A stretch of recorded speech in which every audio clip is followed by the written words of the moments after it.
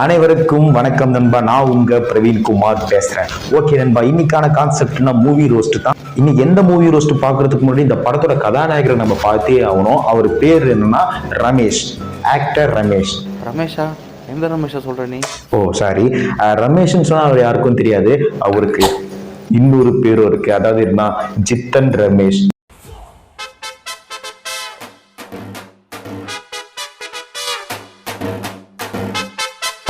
Control. Okay, இப்போ அவரோட படத்தை நம்ம ரோஸ்ட் பண்ண போறோம். இவர் யாருன்னு 90s கிட்ஸுக்கு தெரியும், பட் 2K கிட்ஸுக்கு இவர் யாருன்னு தெரியாது. ஆனா பாதி 2K கிட்ஸ் இவர் யாருன்னு தெரியும். ஏன்னா அவர் பிக் பாஸ்க்கு வந்திருக்காரு. பிக் பாஸ்ல வந்து அவர் சில பல செயல்கள்லாம் சிறப்பா செஞ்சாரு. அந்த செயல் என்னன்னா,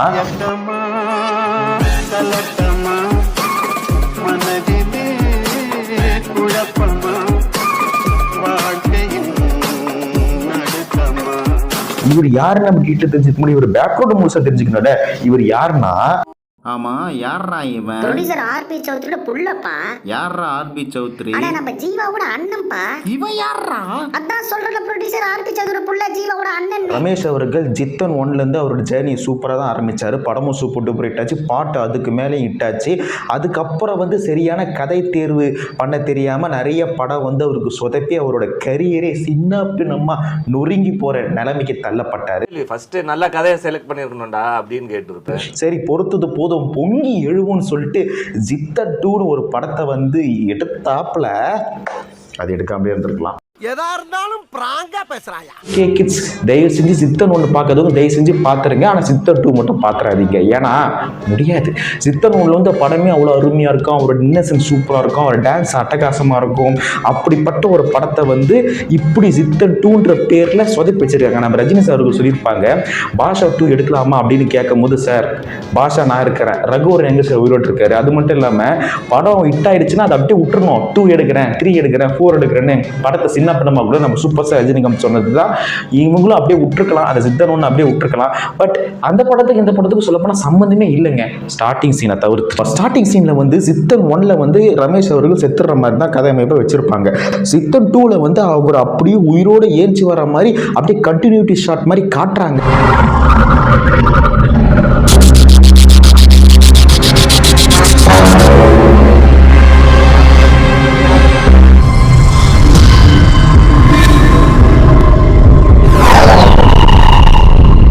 படம் சூடு பிடிக்க போகுது அப்படின்னு நினைக்கும் போது அப்படியே மல்டி யூனிவர்ஸ் மாதிரி இந்த காலகட்டத்தை வந்து அப்படியே வேற ஒரு உலகத்துக்கு தாவறாங்க.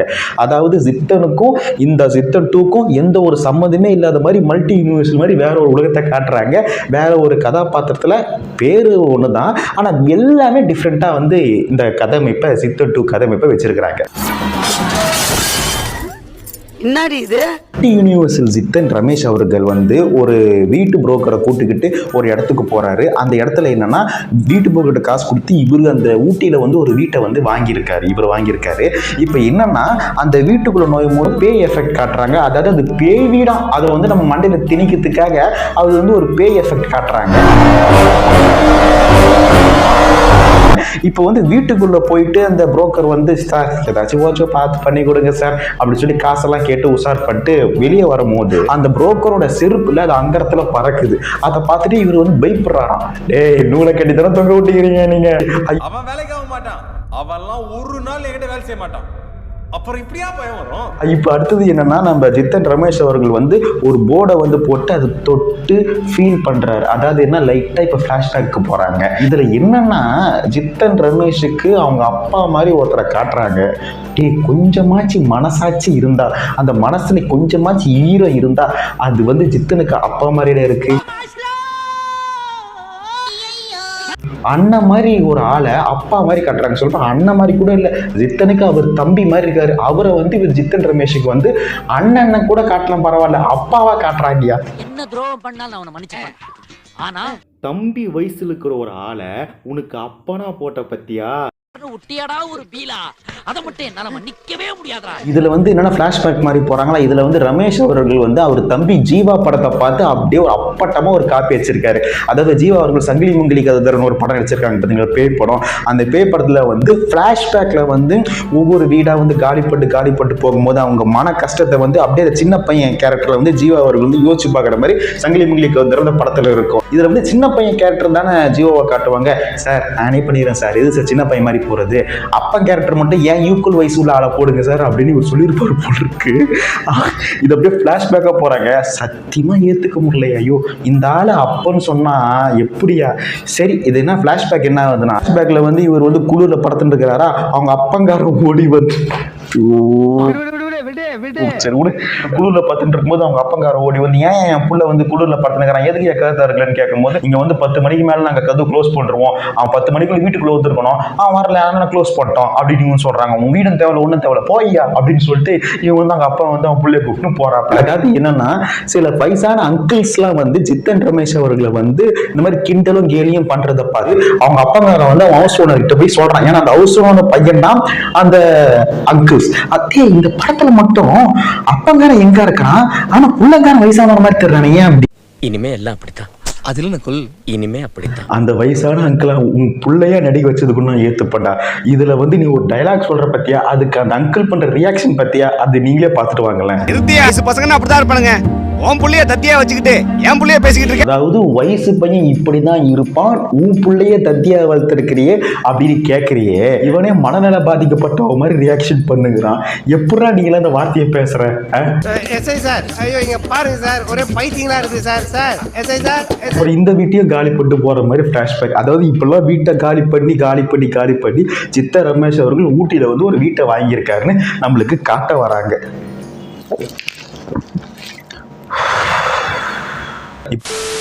குட்டியான்ல வந்து ரமேஷோட அப்பாவும் மொத்த சாமான் சாட்டியும் பேக் பண்ணிட்டு போயிட்டு இருக்கும் போது அந்த வண்டி பிரேக் டவுன் ஆயிடுச்சு. இப்போ வண்டி ஓட்டுறவர் வந்து பிரேக் டவுன் ஆயிடுச்சு, இறங்கி தள்ளுங்க போன்னு சொல்லும் போது சரி அப்பனும் புள்ளி தெளின்னு இருக்கும்போது திரும்பி பண்ண எங்கன்னு பார்த்தா அந்த பக்கம் ஓரம் உயிர்ந்து கிடக்குறாப்புல. ஓடி போயிட்டு என்னாச்சு பண்ணிட்டு போது சோடா வாங்கி கொடுப்போம், சோடா மாதிரி சுச்சுவேஷன்ல தண்ணியே குடிக்க கூடாது. ஹார்ட் வந்து அப்படியே ஒரு மாதிரி அடிச்சுக்கும். நீ வந்து சோடா கேட்கற பத்தியா, அங்க நிக்கிற அந்த டைரக்டர் வந்து சோடா வாங்கி கொடுப்பாப்புல. சோடா குடிச்சவரை என்ன ஆகும், அப்பங்கார அவுட். அவனா எங்க செத்தான், நீ சோடா வாங்கி கொடுத்து சாவச்சிட்ட. கேவலமான ஃபிளாஷ்பேக்கை யோசிச்சு பார்த்துட்டு அப்பா உன் புள்ள வீடு வாங்கிட்டப்பா, டேய் கொன்னதே நீதான் உங்க அப்பனை.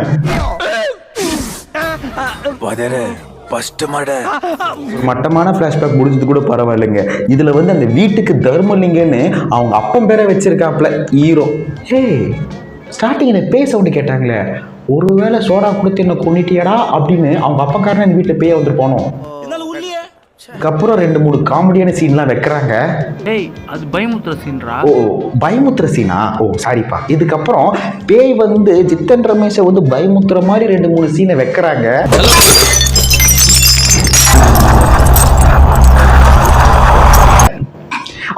உண்மையிலேயே ரொம்ப பயமா தான் இருக்குங்க. வீட்டில் வந்து சித்தன் ரமேஷ் அவர்கள் டிவி பார்த்துனுக்குறாங்க. அங்கே நம்ம டேரக்டர் ஒரு ஷார்ட்டை வச்சிருக்காரு பாருங்க, எவ்வளவுமே யோசிக்க முடியாது அந்த மாதிரி ஒரு ஷார்ட் வச்சிருக்காப்புல. அதாவது என்னன்னா கவுண்டர் மணி காமெடி பார்த்துட்டு இருக்கும்போது கவுண்டர் மணியே வந்து டேய் நாயே இந்த வீட்டை விட்டு வெளியே போ அப்படின்னு கவுண்டர் மணி டிவியில இருந்து சித்தன் ரமேஷ்க்கு சொல்ற மாதிரி ஒரு ஷார்ட்டை கிரியேட் பண்ணியிருக்கிறாங்க. ஐ மீன் டப்பிங் ஆர்டிஸ்ட் தான் பேசுறாங்க, அது அப்படி கவுண்டர் மணி பேசுற மாதிரி ஒரு ஷார்ட்டை வச்சிருக்கிறாங்க. திருவிழா காணா போன புள்ள மாதிரி. டேய் முதல்ல இந்த வீட்டை விட்டு காலி பண்ணு. Any help? No help. Thank you. நம்ம சித்தன் ரமேஷ் அவர்கள் பயப்படுறாங்க. அப்புறம் வந்து இந்த சோபா, அந்த சோபாவும் சித்தன் ரமேஷுக்கும் ஒரு யுத்தமே நடக்குது, ஃபைட் நடக்குது. சித்தன் ரமேஷ் வந்து சோபாவை குத்துறாரு, சித்தன் ரமேஷ் பார்த்து சோபா அடிக்குது. கடைசியில வந்து சோபா ஆயிடுச்சு. அவர் வந்து காலில் விழுந்து என்னை விட்டுரு தேசுன்னு விட்டுருன்னு கதறி அயிற ஒரு சுச்சுவேஷன்ல தள்ளப்படுறாரு.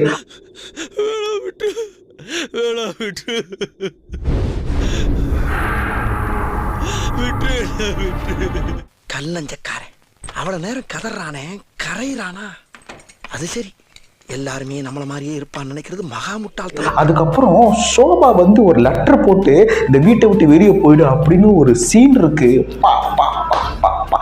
இந்த தெலுங்கு படம் நானி இல்ல, அதான் நம்ம சுதீப்பும் நம்ம நானியும் நினைச்சாங்களே, ஈயா வந்து சுதீப்பை வந்து பயமுத்துவாரு, அதுவே தோத்து போச்சு. அந்த மாதிரி ஒரு டெக்ஸ்ட போட்டிருக்கிறாங்கப்பா.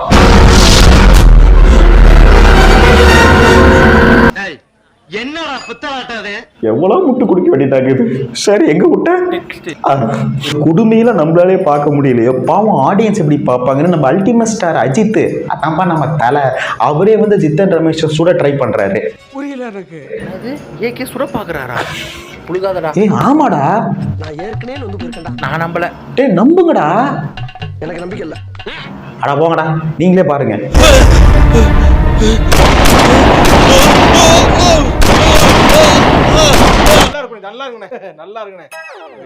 மங்காத்தா கெட்டப்ல டிவில இருந்து சொல்றது வெளியே வந்து பட்டு ஜித்தன் ரமேஷ் ஜஸ்ட் எஸ்கேப் ஆறாரு. இப்போ நார்மலா வந்து இந்த மாதிரி அட்டகாசம் பேய் அட்டகாசம் மாதிரி இருக்குது அப்படின்னா நம்ம என்ன பண்ணுவோம், ஒரு பூசாரியை தேடி போவோம், இல்ல பேய் ஹோட்டல் தேடி போவோம், இல்ல சர்ச்சு ஃபாதரை தேடி போவோம். ஆனா மசூதி, இந்த காஞ்சனா படத்துல மசூதியில இருந்து கூப்பிட்டு வருவாங்க, அந்த மாதிரியாச்சும் அவங்ககிட்டயாச்சும் போவோம். ஆனா நம்ம ஜித்தன் ரமேஷ் அவர்கள் பயங்கர இன்டெலிஜென்ட் ஆச்சா. எங்க தெரியுமா போறாரு? போலீஸ் ஸ்டேஷன் போறாரு. என்னடா போலீஸ் ஸ்டேஷன்ல போனா அங்க போலீஸ் யாரு, நம்ம ரோபோ சங்கர்.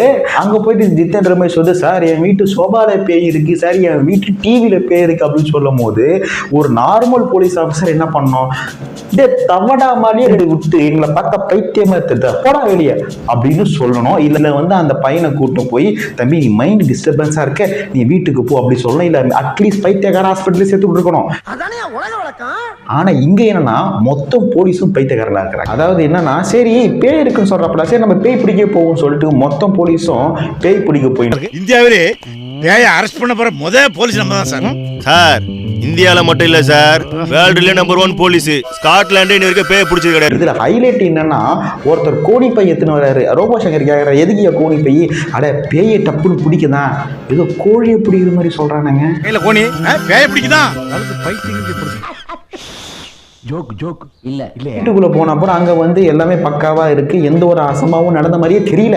சரி என்ன பேயின்னு சொன்னீங்க, எதுவுமே காணும் அப்படின்னு சொல்லும் போது, சார் இங்க தான் சார் பேய் இருந்தது, சோபால பேய் இருந்தது சார், டிவில பேய் இருந்தது சார் சொல்லும் போது, அங்க வந்து ஒருத்தர் ஐடியா கொடுக்குறான் நம்ம ரோபோ சங்கருக்கு. சார் டிவில பேய் இருக்குன்றான், சோபால பேய் இருக்குன்றான், டிவியை நான் எடுத்துக்கிறேன், சோபாவை நீங்க எடுத்துக்கங்க சார் அப்படின்னு சொல்லி ஐடியா கொடுக்கும்போது, இந்த என்னடா இருக்கே, ரோபோ சங்கர் வந்து டிவி எடுத்துன்னு போயிடுறாரு, அந்த கான்ஸ்டேபிள் வந்து சோபாவை எடுத்துன்னு போயிடுறான். ஒரு நாள் விடியுது, அந்த கான்ஸ்டேபிள் வந்து ரோபோ சங்கர் கிட்ட பேசுறாப்புல, சார் அடி பின்னாடி சார் அந்த சோபால உண்மையிலேயே பேய் தான் இருக்கு சார் சொல்லும்போது, நம்ம ரோபோ சங்கர் சொல்றாரு, உனக்குமா, ஐயோ அந்த டிவிலையும் பேய் தான் இருக்கு, இது வேலைக்காகாது, இந்த 2 பொருளையும் அவன் வீட்லயே அமுச்சு விட்டுருன்னு இவங்க வந்து இந்த 2 பொருளையும் அவன் வீட்லயே குத்து விட்டுறாங்க.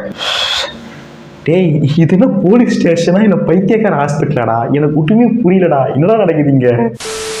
சரி இப்போ வீட்டுக்கு வந்து அந்த 2 பொருளை கொடுத்துட்டாங்க. இப்போதான் வந்து ஜித்தன் ரமேஷ் அவர்கள் ஃப்ரெண்ட்ஸ் எல்லாம் வராங்க. அதாவது நம்ம ஃப்ரெண்டு வந்து வீடு வாங்கிட்டேன்னு சொல்லிட்டு பார்ட்டி பண்றதுக்கு வராங்க. இங்க தாங்க நான் ஒருத்தரை பார்த்தேன். அதாவது ஜித்தன் 1ல வந்து நம்ம ஜித்தன் ரமேஷை எப்பயும் ஒரு கேரக்டர் வந்து கிண்டல் பண்ணிட்டு இருக்கிறோம், அது கலாச்சிக்கிட்டே இருக்கும். அந்த கேரக்டரை இந்த multi universal Jithan Ramesh part 2ல வந்து ஜித்தன் ரமேஷுக்கு ஃப்ரெண்டா இருக்கு. இந்த கேரக்டர் பாருங்க. நான் எடுத்துட்டா நிஜமாவே இல்ல டோனி. என்னடா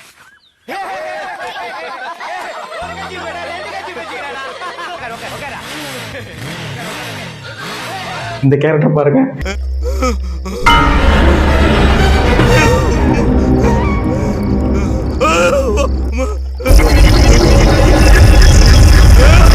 கேரக்டர் வந்து நம்ம ஜித்தன் ரமேஷ் ரொம்ப டார்ச்சர் பண்ணிட்டே இருக்கும். நம்ம மலையாள ஆக்டர், அவர் பேர் சரியா தெரியல, அவர்கிட்ட மாட்டி சிக்கி சின்ன பேரும் ஆகும். அது சீனே சூப்பரா இருக்கும்.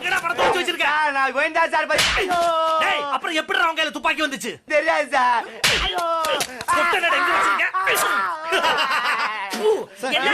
பார்க்கும்போது தான் ரொம்ப மன திருப்தியா இருக்கும். ஏன்னா ஜித்தன் 1ல வந்து இந்த கேரக்டர் ரொம்ப ஜித்தனை டார்ச்சர் பண்ணிக்கிட்டே இருக்கும். அவன் அடி வாங்க பார்க்கும்போது சின்ன வயசுல அவ்வளவு ஹாப்பியா இருக்கும். ஆனா இந்த மல்டி யூனிவர்ஸ்ல வந்து இந்த கேரக்டர் ஜித்தன் ரமேஷ்க்கு ஃப்ரெண்டு. அந்த பீர்ல வந்து நூலை கட்டி விட்டு தண்ணி ஊத்துற மாதிரி இருக்கு. இது குழந்தைக்கு கூட தெரியும் இந்த ட்ரிக் எல்லாம். இதெல்லாம் ஆதி காலத்து ட்ரிக். இத பார்த்து பயப்படுற மாதிரி வச்சிருக்கீங்க பாத்தீங்களா நீங்க. என்னால தாங்க முடியல. ரமேஷை வந்து இன்னும் எக்ஸ்ட்ரீம் லெவலில் பயமுத்துறதுக்காக பேய் என்ன பண்ணிருக்குன்னா, ஜித்தன் ரமேஷ் உடல் உறுப்பை வந்து மாற்றி வச்சுட்டு இருக்கு. தப்பா இல்லப்பா, கை இருக்க வேண்டியதுல கால் இருக்கு, கால் இருக்க வேண்டியதுல கை இருக்கு. ஓவர் ரியாக்ஷன் காட்டி ஓடி போய் மலையூர் மந்திரவாதிகளை கூட்டின்னு வருவாங்க. ஐ மீன் கேரளா மந்திரவாதிகளை கூட்டின்னு வருவாங்க. இங்க வந்து நீங்க என்ன நினைப்பீங்க, நம்ம காஞ்சனா படத்துலலாம் வந்து ஒரு பூஜை மாதிரி போட்டு அந்த பேய் அடக்க போறாங்க அப்படின்னு நினைப்பீங்க. இங்கேயும் ஸ்டார்டிங் ஸ்டேஜில் அந்த வீட்டு புரோக்கரோட செருப்பு அந்த இடத்துல பார்த்துச்சு பார்த்தீங்கன்னா, நூல் கட்டி விட்டு பட்ஜெட் ப்ராப்ளம் போல் இருக்கு. அதாவது நூல் கட்டி எலுமிச்சை பழத்தை மேலே பறக்க விடுறாங்க, அது பச்சையாக தெரியுது. இப்போ அந்த மந்திரவாதி ஆன்டி என்ன பண்ணுதுன்னா, ரூமுக்குள்ளே போயிட்டு வந்து ஒரு மந்திரம் மாதிரி பண்ணுறது. ஆனால் அந்த பேய் வந்து அந்த ஆன்டியை கட்டி போட்டு ஓரமாக வச்சிடுச்சு. இப்போ அந்த பேயை வந்து அந்த ஆன்டி கெட்டப்பில் வெளியே வந்து ஒரு சிலிமஸ் வேலையை பண்ணுது. அதை நான் எப்படியே வாயால சொல்லுவேன், போட்டு விடுறேன். ഞാൻ റെഡി, നിങ്ങൾ റെഡിയാ? எதுக்கு? ഞാൻ தான் சொல்லி கொடுக்கணும். என்ன பண்ணாலும் இந்த பேய் நம்ம தொட்ட முடியலன்னு சொல்லிட்டு ஜித்தன் ரமேஷ் நடந்துட்டு இருக்கும்போது அங்க ஒரு கேரக்டரை காட்டுறாங்க. அது யாரு? அதான் நம்ம மயில்சாமி அவர்கள். அவர் வந்து இவங்க கூப்பிட்டு, என்னடா உன் பிரச்சனை, இந்த மாதிரி பேயை ஓட்டணுமா? ஆமா, அங்க இந்த பேயோட கால் பார்த்தல அதை உடைச்சிடு, கரெக்டா 12 மணிக்கு உடைச்சிடு, அந்த வீட்டை விட்டு பேய் போயிடும். இவர் சொல்றாரு. சரி, சொன்ன உடனே சரி நாமளும் அதே மாதிரி செய்வோம்னு சொல்லி கரெக்டா 12 மணி ஆகிற வரைக்கும் சுத்தி வச்சு ரெடியா வெயிட்டிங் லிஸ்ட்ல இருக்காரு நம்ம ஜித்தன் ரமேஷ் அவர்கள். அந்த டைம்ல லைட்டா ஒரு ட்ரீமுக்கு போறாரு. அதாவது ட்ரீம்ல யாருன்னா ஜித்தன் ரமேஷோட எங்கான அப்பா.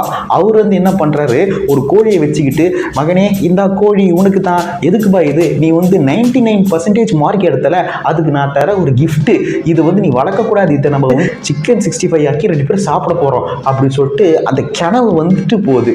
எதுக்குடா தேவையில்லாம டேரக்டர் வச்சான் அப்படின்னு நீங்க நினைப்பீங்க. எது வந்தாலும் நம்ம டேரக்டர் ஒரு காரணத்தோட தான் வைப்பாரு. அதாவது என்னன்னா, சேவல் கனவு வந்துச்சுல, இப்ப நம்ம ஜித்தன் ரமேஷ் அவர்கள் கனவுல இருந்து ஏஞ்சி பார்க்கும்போது திருமண பக்கம் எல்லாம் சேவலாவே இருக்கு. மட்டும் இல்லாம எக்ஸ்ட்ரீம் லெவல்ல போயிட்டு சேவல் வந்து ஜித்தன் ரமேஷ் வந்து அப்படி நிறையா எடுத்து கூட்டும் போது அங்க ஷவர் ஓபன் பண்ணிட்டு குத்து குத்து குத்து குத்துன்னு குத்துது. சொல்லு, என்னாச்சு? முடியல.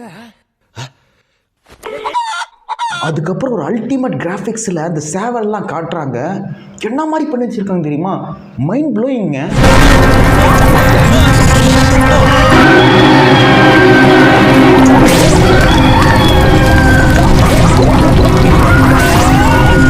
இல்ல, வாங்குற காசுக்கு மேல கூறாடா கொய்யா. இப்பதான் ஜித்தன் ரமேஷுக்கு வந்து புத்தியே வந்துச்சு. இதுக்கப்புறம் இந்த வீடு நம்மளுக்கு தேவையில்லை சாமின்னு சொல்லிட்டு, சார் இந்த வீட்டை நீங்க வாங்கிக்கிங்க, இந்த வீடு அப்படி கட்டுனது, இந்த வீடு இப்படி கட்டுனது, கதையா விடுறாங்க. அந்த இடத்துல வந்து நம்ம சிருஷ்டி வராங்க. அதாவது குக்வித் கோமால வந்தாங்க பார்த்தீங்களா, அவங்க வராங்க. நான் கூட என்ன நினைச்சேன், நம்ம நொலு சபா சுவாமிநாதன் தான் அவரோட பொண்ணு நினைச்சேன். ஆனா நம்ம டைரக்டர் என்ன சொல்ல வர்றாருன்னா, இந்த மேடம் தான் இந்த படத்தோட பேயாம். ஓடி போயிடு. சுவாமிநாதனை வந்து பயமுத்தி அந்த வீட்டோட துரத்தி விட்டுறாங்க. அதுக்கப்புறம் இது ஏன் வீடு, இந்த வீட்டை விட்டு வெளியே போடா அப்படின்னு ஜித்தன் ரமேஷ் சொல்லும் போது அவர் ஆக்டிங் கிளாஸ் எங்க கத்துக்கிட்டான்னு தெரியல, என்ன ஒரு நேச்சுரல் ஆக்டிங் பண்றது தெரியும்.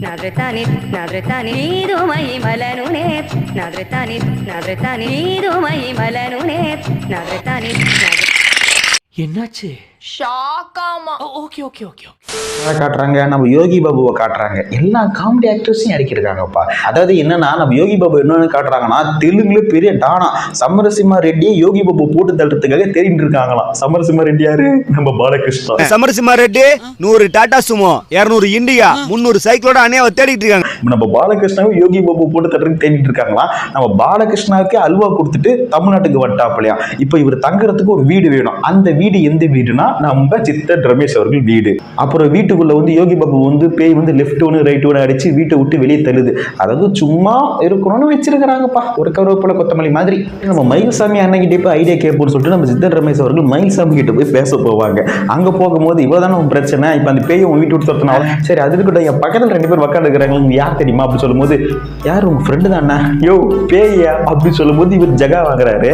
அது நம்ம மயில்சாமி வந்து ஒரு மந்திரவாதியாம், அதாவது காட்டிக்கிறாப்லையா. மயில்சாமி என்ன சொல்றாங்க, அந்த பேய்கிட்டே போய் பேசினேன், அதுக்கு என்னதான் வேணும்னு சொல்லிட்டு அப்படின்னு சொல்லும் போது ஜித்தன் ரமேஷ் சொல்றாரு, சார் நான் எப்படி சார் போய் பேசுறது அப்படி சொல்லும் போது, இங்கதான் நம்ம மயில்சாமி வேணும்க்கு பார்வையை நீங்க பார்க்கணும். அதாவது என்னன்னா, ஃபிகர்கிட்ட போய் பேசுவல, அந்த மாதிரி பேய ஃபிகர் அடிச்சு போய் பேசு.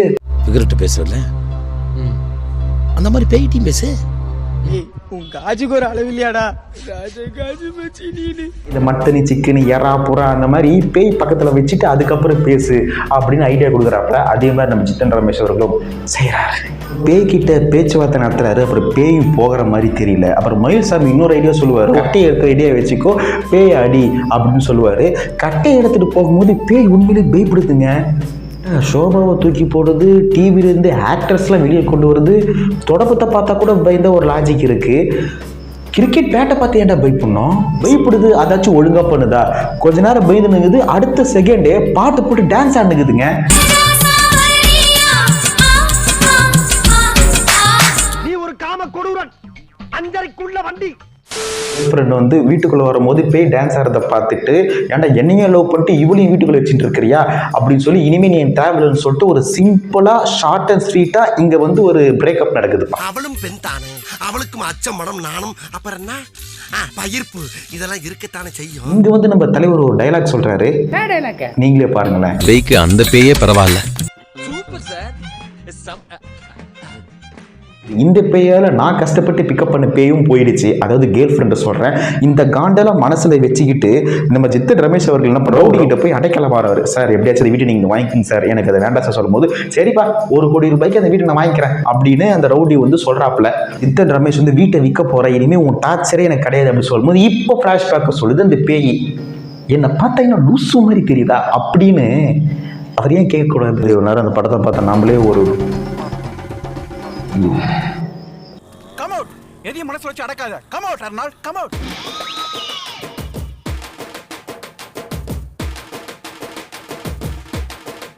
பார்ட்டியை விட்டுட்டே அர்னால்ட். Sorry Rambo. ஃப்ளாஷ்பேக் சொல்லுங்க. அதாவது சுஷ்டிதா வந்து ஒருத்தர் வந்து பார்க்காமலே ஃபோன்லேயே பேசி லவ் பண்ணியிருக்கிறாங்க. இப்போ வந்து என்னன்னா, லவ் பண்ணிட்டு இருக்கும்போது அந்த டைமில் வந்து சுஷ்டிதா லவ் பண்ணிட்டு இருக்கிறவன் வந்து பார்சல் அனுப்புகிறான். அந்த பார்சலை பிரித்து பார்த்தா அந்த பார்சலில் வந்து ஒரு வீட்டு பத்திரம் இருக்குது. அதாவது சுஷ்டிதா பேரில் வந்து அவன் ஒரு வீட்டையே ரிஜிஸ்ட்ரேஷன் பண்ணியிருக்கிறான். எப்படிப்பா? அந்த வீடு தான் இந்த வீடு. எப்படா பார்க்காம?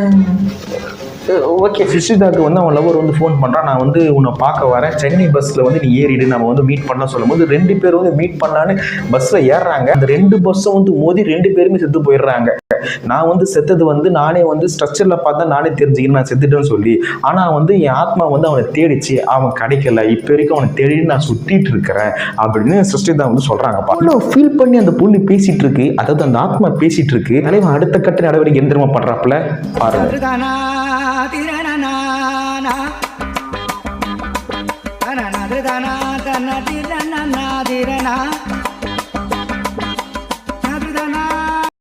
யார் சாமி இவன்? எங்கிருந்து வந்திருக்கான்? சத்தியமா 25 வருஷத்துக்கு முன்னாடி என்னையே நான் பார்த்த மாதிரி இருக்கு. தப்பா நினைக்க தேவையில்ல. அதாவது ஆறுதல் படுத்துறாராம். இதுக்கப்புறம் ஆறுதல் படுத்தி என்னடா பிரயோஜனம்? விடிஞ்சது உடனே ஜித்தன் ரமேஷ் இருக்காங்க பார்த்தீங்கன்னா, அவர் தூங்கிட்டு இருக்காரு. அப்போ ஏஞ்சி பார்த்தா வந்து வீட்டை வந்து நான் வாங்கிக்கிறேன்னு சொன்னான் பார்த்தீங்கன்னா, அவன் வந்து பணத்தோட ரெடியாக இருக்கிறேன்னா, தம்பி நீங்கள் ரிஜிஸ்டர் ஆஃபீஸ் வரவே இல்லை, நானே வந்துட்டேன், இப்போ வீட்டை எது கொடுக்க போகிற கேட்கும்போது, இல்லை சார் இந்த வீட்டை நான் விற்கிற மாதிரி தெரியல அப்படி சொல்லும்போது, இப்போ வந்து அந்த வில்லை வந்து மிரட்டிட்டு போகிறான். வந்து நம்ம ஜித்தன் ரமேஷ் மயில்சாமி கூப்பிட்டுக்கிட்டு, அதாவது ஹீரோயினோட லவ்வரை தேட்டு நம்ம ஜித்தன் ரமேஷ் வந்து மயில்சாமி கூப்பிட்டுன்னு போயிட்டு இருக்கிறாப்புல. அங்கே போனால் அந்த ஆக்சிடென்ட்ல செத்து போன எல்லா பேரையும் காட்டுறாங்க.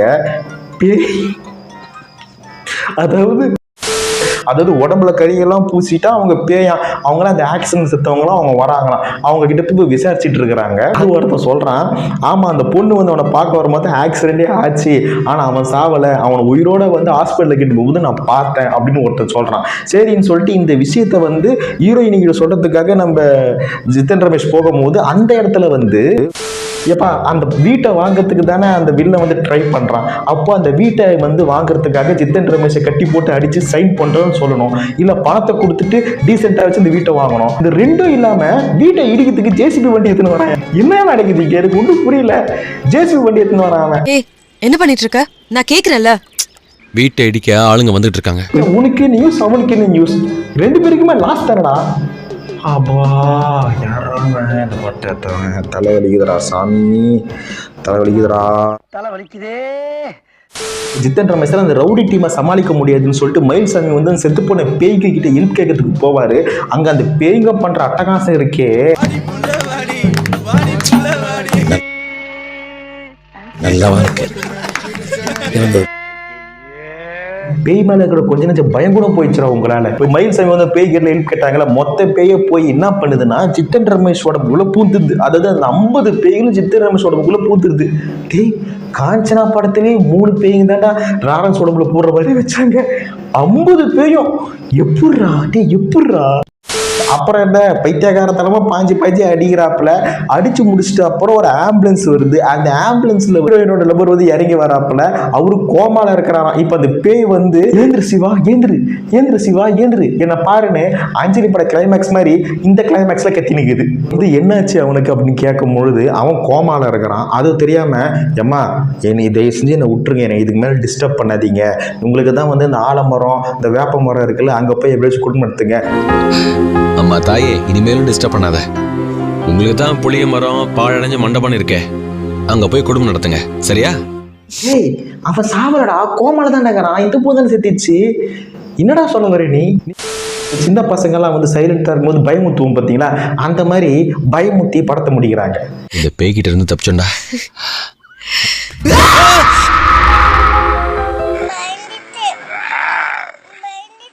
பயந்துட்டியா?